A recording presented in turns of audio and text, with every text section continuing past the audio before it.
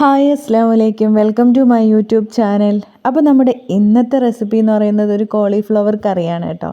ചപ്പാത്തിയുടെ കൂടെയും ചോറിൻ്റെ കൂടെയും അപ്പത്തിൻ്റെ കൂടെ ഒക്കെ നമുക്ക് കഴിക്കാൻ പറ്റുന്ന ഒരു അടിപൊളി കറിയാണേ.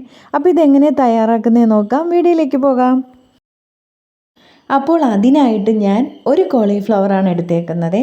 നമ്മൾ കോളിഫ്ലവർ മേടിക്കുന്ന സമയത്ത് ഫ്രഷ് ആയിട്ടുള്ള തന്നെ നോക്കി മേടിക്കണം. കാരണം പെട്ടെന്ന് ഇതിനകത്ത് പുഴു വരും കേട്ടോ. അപ്പോൾ അതുകൊണ്ട് നമ്മൾ ഫ്രഷ് ആയിട്ടുള്ളത് നോക്കി തന്നെ എടുക്കണേ. ഇനി നമുക്കിതാ ഇതെല്ലാം ഒന്ന് പറിച്ച് കളയാം. നമ്മളെ ഇഷ്ടാനുസരണം ഷേപ്പും കാര്യങ്ങളൊക്കെ നമുക്ക് ഇഷ്ടാനുസരണം ചെയ്യാം. പിന്നെ നമ്മൾ ശ്രദ്ധിക്കേണ്ട കാര്യം എന്ന് വെച്ചാൽ ഇതിങ്ങനെ എടുക്കുന്ന സമയത്ത് ഇതിനകത്ത് പുഴു ഉണ്ടോ എന്ന് ശ്രദ്ധിക്കണം കേട്ടോ. ഞാനെടുത്ത കോളിഫ്ലവറിൽ പുഴുവും കാര്യങ്ങളൊന്നും ഉണ്ടായിരുന്നില്ല കേട്ടോ. ഫ്രഷ് ആയിട്ടുള്ളത് തന്നെയായിരുന്നേ. നമ്മളിത് അരിഞ്ഞെടുത്തതിന് ശേഷം ഇത് നല്ലതുപോലെ ഒന്ന് ക്ലീൻ ചെയ്യണം കേട്ടോ. അപ്പോൾ ഞാൻ ഇതേ ഷേപ്പിലാണ് റെഡിയാക്കിയത് കേട്ടോ. ഇനി അടുത്തതെന്ന് വെച്ചാൽ നമ്മുടെ കോളിഫ്ലവറിനെ ഒന്ന് വേവിച്ചെടുക്കണം. അപ്പോൾ അതിനായിട്ട് ഞാൻ വെള്ളത്തിലോട്ട് ഇത് നല്ലതുപോലെ കഴുകിയതാണ് കേട്ടോ. കഴുകിയതിന് ശേഷമാണ് ഇത് വെള്ളത്തിലോട്ട് ഇടുന്നത്.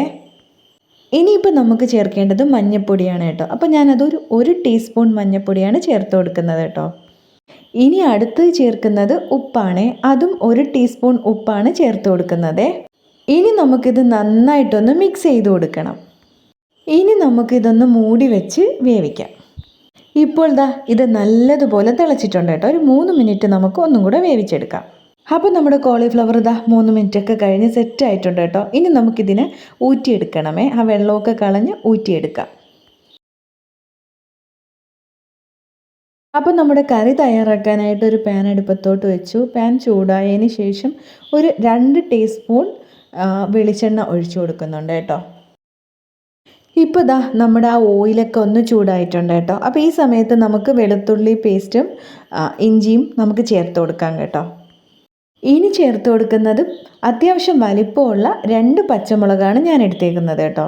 എരിക്കനുസരിച്ചിട്ട് ഇപ്പോൾ നല്ല എരിയൊക്കെ വേണമെന്നവർക്ക് പച്ചമുളകിൻ്റെ അളവൊക്കെ കൂട്ടാൻ കുഴപ്പമില്ല കേട്ടോ. ഇനി നമുക്കിത് നന്നായിട്ടൊന്ന് മിക്സ് ചെയ്ത് കൊടുക്കാം. ഇനി ചേർത്ത് കൊടുക്കുന്നത് സവാളയാണ്. അത് ഞാൻ 2 മീഡിയം ലെവൽ സവാളയാണ് ചേർത്ത് കൊടുക്കുന്നത്. ഇനി നമുക്കിതൊന്ന് നന്നായിട്ട് മിക്സ് ചെയ്ത് കൊടുക്കാമേ. ഈ സമയത്ത് നമുക്ക് ഉപ്പ് ചേർത്ത് കൊടുക്കാം കേട്ടോ. അപ്പം അവരവരുടെ ഉപ്പിനനുസരിച്ചിട്ട് ഉപ്പ് ചേർത്ത് കൊടുക്കുക. ഇനിയിപ്പോൾ നന്നായിട്ടൊന്ന് മിക്സ് ചെയ്ത് കൊടുക്കാം.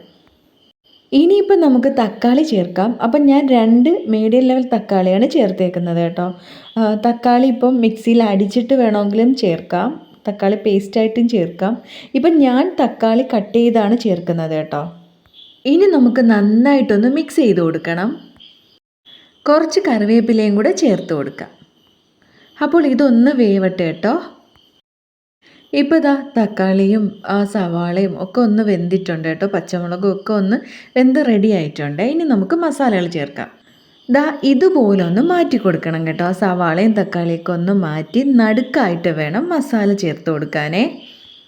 ഇനി നമുക്ക് മസാല ചേർത്ത് കൊടുക്കാം. അപ്പം ഞാൻ 1.5 ടീസ്പൂൺ മുളക് പൊടിയാണ് ചേർത്ത് കൊടുക്കുന്നത് കേട്ടോ. ഇത് എരി കുറഞ്ഞ മുളക് പൊടി ആയതുകൊണ്ടാണ് ഞാൻ ഒരു 1.5 ടീസ്പൂൺ മുളക് പൊടി ചേർത്ത് കൊടുത്തേക്കുന്നത്. നല്ല എരിയുള്ള മുളക് പൊടിയൊക്കെ ആണെങ്കിൽ ഒരു ടീസ്പൂണിൻ്റെ ആവശ്യമൊക്കെ ഉള്ളൂ. പിന്നെ ഓരോരുത്തരുടെ എരിക്കനുസരിച്ചിട്ട് നമുക്ക് കൂട്ടുകയും കുറയ്ക്കുകയൊക്കെ ചെയ്യാമേ.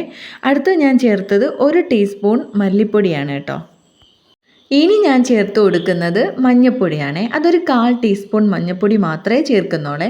കാരണം നമ്മൾ കോളിഫ്ലവർ വേവിക്കുന്ന സമയത്ത് മഞ്ഞൾപ്പൊടി ചേർത്തിട്ടുണ്ട് കേട്ടോ. പിന്നെ ഒരു 1/2 ടീസ്പൂൺ കുരുമുളക് പൊടിയും ചേർത്ത് കൊടുക്കുന്നു. ഇനി നമുക്കിതൊന്ന് നന്നായിട്ട് മിക്സ് ചെയ്ത് കൊടുക്കണം കേട്ടോ. ആ ഒരു മസാലയുടെയൊക്കെ പച്ചമണം മാറുന്നത് വരെ ഒന്ന് മിക്സ് ചെയ്ത് കൊടുക്കണേ. ഇപ്പോൾ നമ്മുടെ ആ മസാലയുടെ പച്ചമണമൊക്കെ മാറിയ മസാലയൊക്കെ ഒന്ന് വെന്തിട്ടുണ്ട് കേട്ടോ.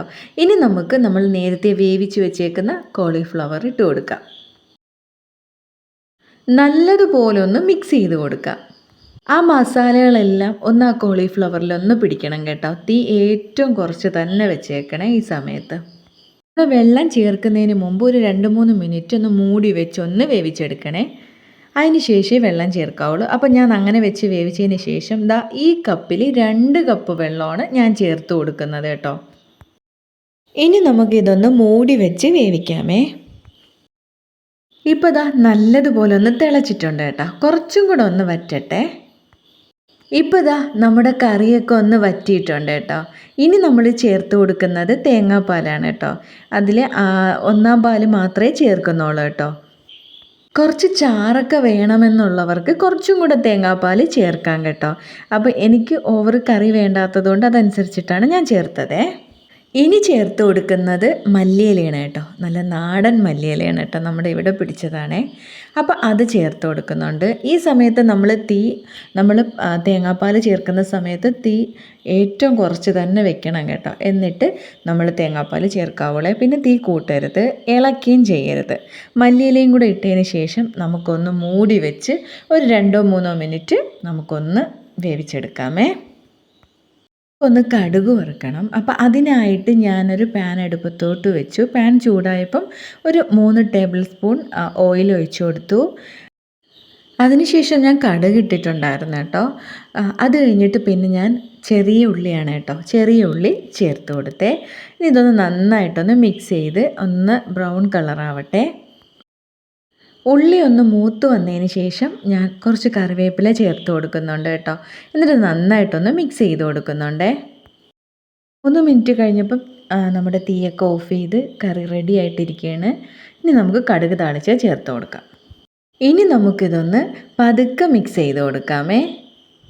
ഇതാ നമ്മുടെ കറി റെഡി ആയിട്ടുണ്ട് കേട്ടോ. എല്ലാവരും ഒന്ന് ട്രൈ ചെയ്ത് നോക്കിയിട്ട് അഭിപ്രായങ്ങൾ കമൻറ്റ് ബോക്സിൽ അറിയിക്കണേ.